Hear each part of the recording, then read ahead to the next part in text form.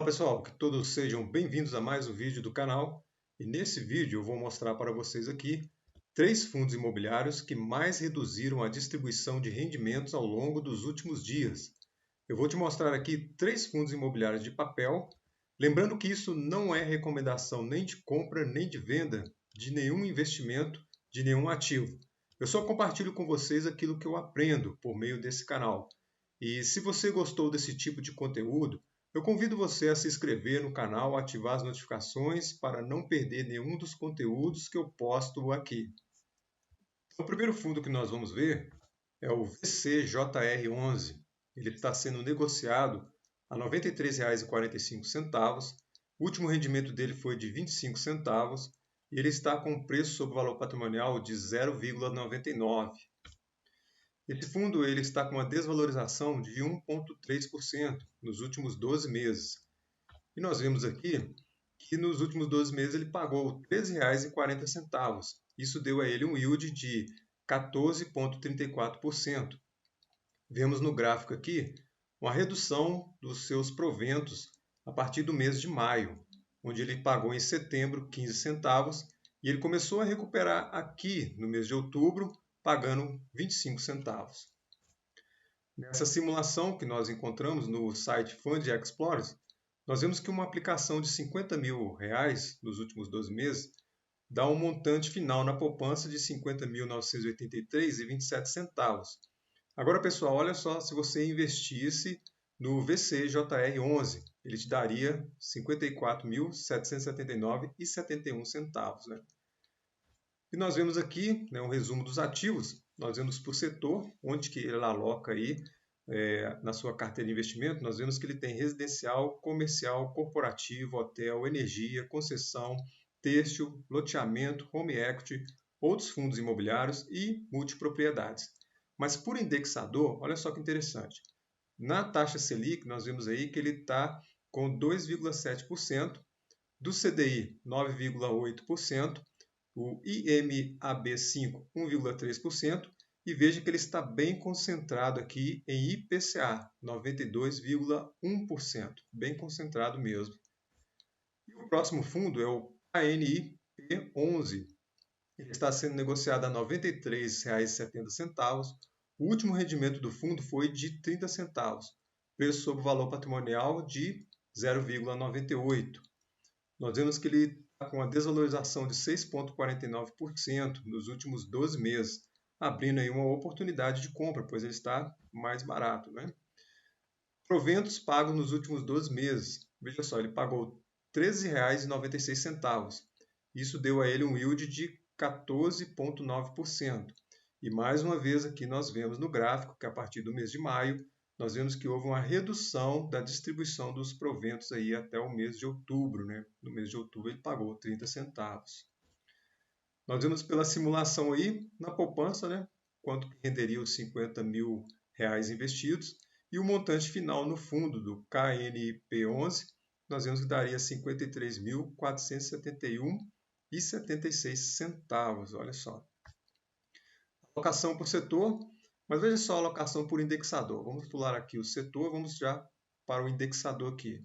Nós vemos que em IGPM ele tem 0,7%, na Selic ele tem 4,3% e mais uma vez em IPCA 95% da carteira está concentrado em IPCA, nesse indicador aí, olha só.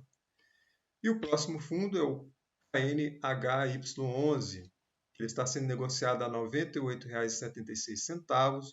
O último rendimento dele foi de 47 centavos e ele está com preço sobre valor patrimonial de 1,02. Esse fundo está sendo negociado com a desvalorização de 4,68% nos últimos 12 meses, mais uma oportunidade aí. E vemos aí que, com respeito aos proventos dos últimos 12 meses, ele pagou, pessoal, olha só, 13,96%, proporcionando a ele um yield de 14,14%. Lembrando que rentabilidade passada não é garantia de rentabilidade futura, mesmo porque nós vemos aqui a mesma situação com respeito aos outros dois que nós vimos. A partir do mês de maio, houve uma redução de proventos e chegou em outubro aí, ó, pagando 0,47 centavos. E nós vemos aí a simulação, né, os mesmos R$ 50.000 na poupança e o montante final no fundo KNHY11, R$ 55.283,01 centavos. E pela alocação aí, ó, total por indexador, nós vemos que ele tem em Selic 3,9%, em CDI 17,7% e mais uma vez em IPCA, bem concentrado também, 78,4%. Depois nós vamos ver aí por que esses três fundos aí, ó, estão bem concentrados aí, né? O que resultou dessa concentração em IPCA. Nós vamos ver aí se isso realmente impactou aí, né, dos pagamentos aí dos proventos. Conforme nós podemos ver aqui, ó, no site da InfoMoney, nós vemos que devido à deflação, os dividendos de alguns fundos imobiliários de papel caíram em até 88% após 3 meses de IPCA negativo, tá vendo? Então, devido a eles estarem concentrados no IPCA, o IPCA ficou negativo e isso impactou na distribuição de proventos. Então, diz assim, olha, fundos imobiliários VCJR11, KNIP11 e o KNHY11 estão entre os que mais reduziram a distribuição de rendimentos ao longo do trimestre. Por que aconteceu isso? Nós vemos aqui na reportagem da InfoMoney, né, que em setembro o IPCA fechou com uma taxa negativa de 0,29%. Então foi o terceiro mês consecutivo de deflação. E segundo aí a casa de análise, né, nós vemos que ela listou 19 fundos mais sensíveis às variações do IPCA, que poderiam ser afetados aí pela deflação nos meses seguintes.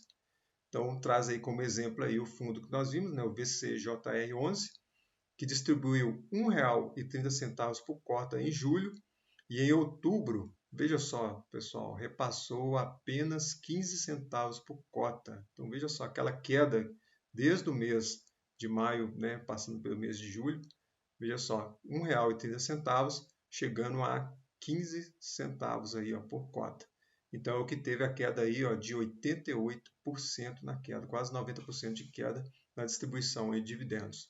Os outros dois que nós vimos, né, o KNIP11 e o KNHY11, né, cuja exposição também ao IPCA, né, que chega a 90% da carteira, reduziram, né, os dividendos, né, os proventos em 77% e 71% respectivamente. Então veja só.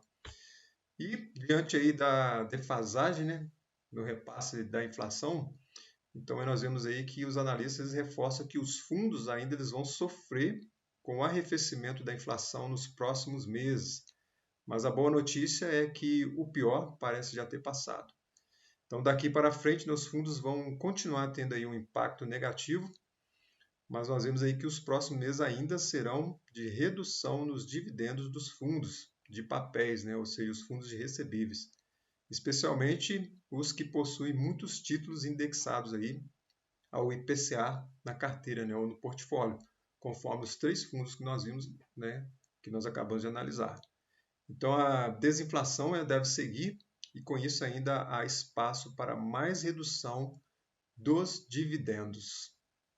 Pessoal, esse foi o nosso vídeo de hoje. Se você gostou do nosso conteúdo, considere se inscrever no nosso canal, ative o sininho para receber a notificação de novos vídeos.